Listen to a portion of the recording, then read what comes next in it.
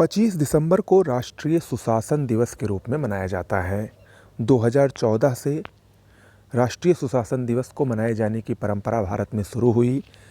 इस दिवस को भारत के पूर्व प्रधानमंत्री और भारत रत्न से सम्मानित स्वर्गीय अटल बिहारी वाजपेयी की जयंती के रूप में मनाया जाता है।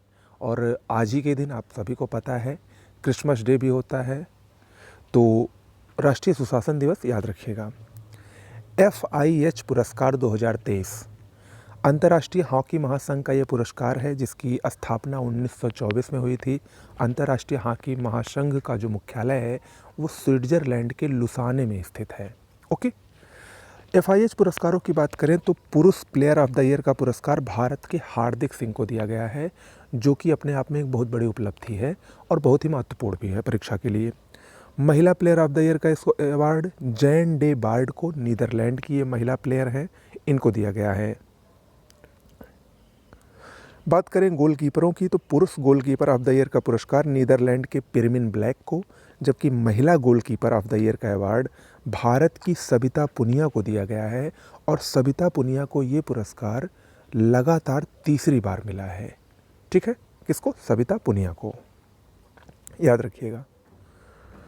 सुकृता पॉल कुमार ये चर्चित है, चर्चा में है, कवियत्री हैं, कवि हैं। क्यों? क्योंकि इनको छठा रविंद्रनाथ टैगोर साहित्य पुरस्कार से सम्मानित किया गया है। ओके, इनकी पुस्तक salt and paper selected poems के लिए छठा रविंद्रनाथ टैगोर साहित्य पुरस्कार इनको प्रदान किया गया। शस्त्र रामानुजन पुरस्कार गणित के क्षेत्र का काफ़ी बड़ा पुरस्कार माना जाता है। 2005 से इसको देने की परंपरा शुरू हुई और इस पुरस्कार को 32 वर्ष से कम आयु के गणितज्ञों को दिया जाता है। इस बार 2022 और 2023 2 सालों के लिए एक साथ पुरस्कार दिया गया। 2022 का शस्त्र रामानुजन पुरस्कार युन किंग तांग को दिया गया है, जबकि 2023 का रुइकिश यांग झांग को दिया गया है। तो ये दोनों नाम याद रखिएगा, 2022 और 2023 का एक ही साल, इसी वर्ष दिया गया है।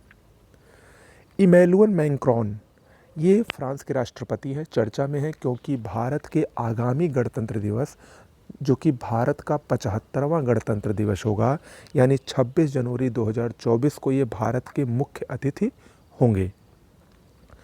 आपको बता दें कि इससे पहले भारत के जो गणतंत्र दिवस मनाया जाने वाला है उसमें मुख्य अतिथि के तौर पर संयुक्त राज्य अमेरिका के राष्ट्रपति जो बाइडेन को आमंत्रित किया गया था, लेकिन चूँकि इजराइल हमास युद्ध और भी तमाम चीज़ें होने के कारण वो यहाँ पर आने में असमर्थ दिखे।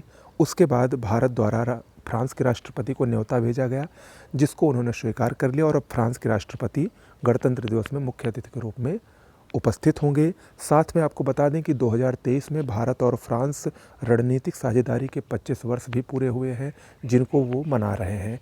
तो ऐसे में इनका शामिल होना भी एक अच्छी बात है और ये फ्रांस के छठे राष्ट्रपति होंगे भारत के गणतंत्र दिवस समारोह में शामिल होने वाले अब तक के इतिहास के। ओके, तमिलनाडु में छठे खेलो इंडिया यूथ गेम्स का प्रारंभ होना है, यानी तमिलनाडु मेज़बान होगा छठे खेलो इंडिया यूथ गेम्स का, जो कि 19 जनवरी 2024 से प्रारंभ होंगे। तमिलनाडु के 4 शहर चेन्नई, त्रिची, मदुरै और कोयम्बटूर में ये खेल खेले जाएंगे। आपको बता दें कि पिछले 5 जो खेलो इंडिया यूथ गेम्स खेले गए हैं उसमें सबसे पहला दिल्ली में, फिर दूसरा पुणे में, तीसरा गुवाहाटी में, चौथा पंचकुला में और 5वां मध्य प्रदेश की राजधानी भोपाल में खेला गया और अब छठा तमिलनाडु में खेला जाएगा। ओके, डॉक्टर मोहिनी गिरी, इनका 86 वर्ष की आयु में हाल ही में निधन हो गया। चर्चित हैं, क्यों चर्चित है? क्योंकि ये राष्ट्रीय महिला आयोग की पूर्व अध्यक्ष थी। 1995 से लेकर 1998 तक ये राष्ट्रीय महिला आयोग की अध्यक्ष रही थी। आपको पता है कि राष्ट्रीय महिला आयोग की जो अध्यक्ष होती है उनका कार्यकाल 3 वर्ष का ही होता है। तो ये उनकी अध्यक्ष रही और 2007 में इनको पद्म भूषण मिला था। इनका हाल ही में निधन हो गया, डॉक्टर मोहिनी गिरी। ओके, तो आज के लिए इतना ही। बहुत बहुत धन्यवाद।